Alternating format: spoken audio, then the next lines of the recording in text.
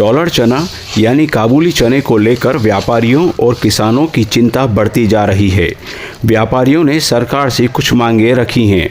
उनका कहना है कि इससे उद्योग को मजबूती मिलेगी और निर्यात को भी बढ़ावा मिलेगा। व्यापारियों के मुताबिक अगर उनकी मांगें मानी जाती है तो अंतर्राष्ट्रीय बाजार में भारतीय काबुली चना अधिक प्रतिस्पर्धी बन सकता है। इसमें प्रोसेसिंग का दर्जा दिया जाए, अभी हमको प्रोसेसिंग का दर्जा नहीं है इसके अंदर। दूसरा हमारा मुद्दा था कि इसमें मंडी टैक्स, एक्सपोर्ट जो माल जाता है उसमें मंडी टैक्स खत्म किया जाए, और इस पे जो 25 किलो की पैकिंग होती है उसमें जीएसटी हमको लगता है इसमें 5%।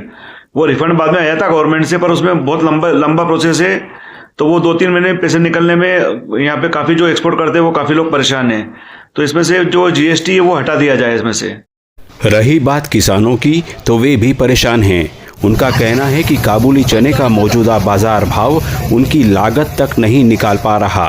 बीज, खाद, सिंचाई और मजदूरी की बढ़ती लागत के बीच उन्हें उचित मूल्य नहीं मिल पा रहा है। ऐसे में किसान मांग कर रहे हैं कि या तो समर्थन मूल्य में बढ़ोतरी हो या बाजार में स्थिरता लाई जाए। मैं अभी मंडी अच्छे भाव सोच के लेके आया था। अभी यहाँ पे देखा तो स्थिति बहुत 8,000 से स्टार्टिंग 88-90 रुपए मुश्किल से मुश्किल बिक रहा दाम डॉलर का भाव अभी तो फिलहाल बहुत कम है।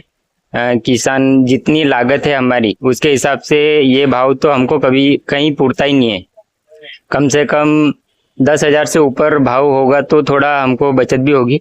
कोई अभी मतलब प्रॉफिट ही नहीं हो रहा है हमको, मतलब लॉस ही लॉस हो रहा है सारा।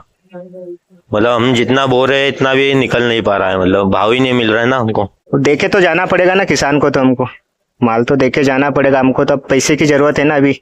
अब बड़ा सवाल यह है कि क्या सरकार व्यापारियों और किसानों की मांगों पर विचार करेगी? क्या काबुली चने को फूड प्रोसेसिंग श्रेणी में शामिल कर राहत दी जाएगी? और क्या किसानों को उनकी मेहनत का वाजिब दाम मिल पाएगा?